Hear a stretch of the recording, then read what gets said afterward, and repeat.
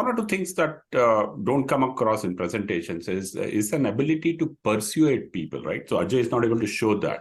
What he's done and achieved is through gentle persuasion, getting commitment from a whole bunch of engineers. It's not only Ajay who was committed, but there was a gentleman who retired, who was an engineer there and who took it as a personal passion because Ajay motivated him to take a look at it. So people persuasion and communication within an organization, not playing the hero alone, is crucial to getting large-scale ownership of ideas. And that was fantastic. And actually, I wrote one of the articles there.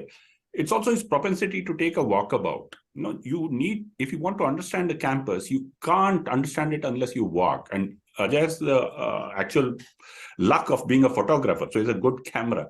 So he sees visually things and so therefore is able to notice and then work a lot with nature and which comes along.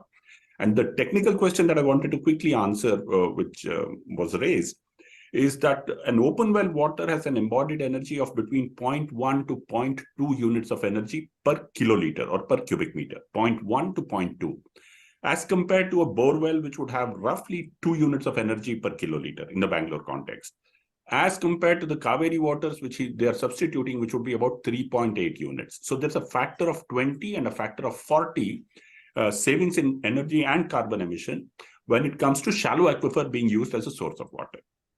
Right. The last point is that the wetlands as a notion for filtering, treating, and holding on to water, allowing it to percolate into the shallow aquifer and then tapping from it is a fantastic idea which enhances biodiversity as well as produce functionality for the railway factory. So the project is worth seeing at some point of time. If Ajay can use his good offices and somebody who wants to go there on a Sunday and take a look at it, it's worth a visit.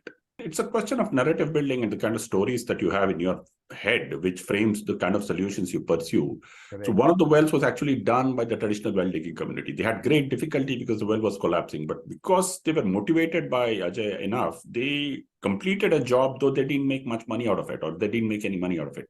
But it's the traditional well digging community which revived that well, right? A father and son team. Mm-hmm. So it's not just those people, those who plant trees there, those who clean the debris, those who clean up an area, so it's not just water, it's the whole way we approach the ecosystem, which is fantastic. And that's what's very nice about it.